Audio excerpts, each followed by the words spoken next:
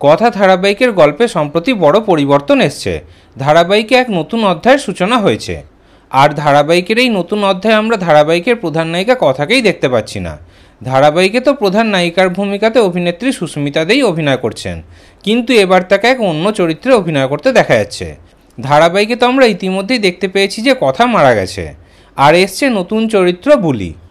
সেই চরিত্রেও কিন্তু অভিনেত্রী সুস্মিতা দেকেই অভিনয় করতে দেখা যাচ্ছে। ধারাবাহিকের এই নতুন অধ্যায় শুরু হওয়ার পর সবাই তো বলছে যে এই বুলি হলো কথা, কিন্তু সত্যিটা কি এতটাই সহজ? সত্যি কি বুলি কথা? এদিকে তো আমরা দেখতে পাচ্ছি যে প্রথম এভি যখন বুলিকে দেখে তখন সে কথার বিষয়ে ভাবতে থাকে।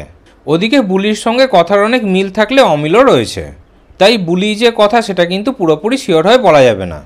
বুলি কথা নাও হতে পারে। এর আগে আমরা একই লেখিকার মিঠাই ধারাবাহিকের গল্পেও এমনটা হতে দেখেছি। মিঠাই এবং কথা ধারাবাহিকের লেখিকা তো একই। মিঠাই ধারাবাহিকের গল্পে যখন এই রকম পরিবর্তন এসেছিল তখন আমরা সবাই ভেবেছিলাম যে মিঠি হলো আসল মিঠাই, কিন্তু তেমনটা হয়নি। ভবিষ্যতে সবাইকে চমকে দিয়ে গল্পের লেখিকা দেখিয়েছিলেন যে মিঠি আর মিঠাই কিন্তু আলাদা আলাদা দুজন মানুষ। এদিকে কথা ধারাবাহিকেও তেমনটা হবে না তো? কথা ধারাবাহিকেও আমরা আগামী দিনে দেখতে পাবো না তো যে বুলি আর কথা দুজন আলাদা আলাদা মানুষ, তাদেরকে দেখতে একই রকম? এই রকম হওয়ারও কিন্তু একটা সম্ভাবনা রয়েছে, কারণ বুলির কাছের মানুষদের বলতে শোনা যাচ্ছে যে বুলি তাদের কাছে অনেক ছোটবেলা থেকে রয়েছে।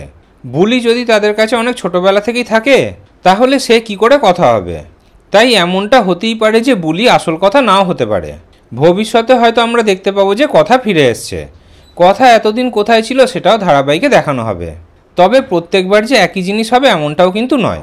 এবারে হয়তো লেখিকা গল্প অন্যরকম লিখেছেন। হয়তো এমনটাও হতে পারে যে বুলি আসল কথা।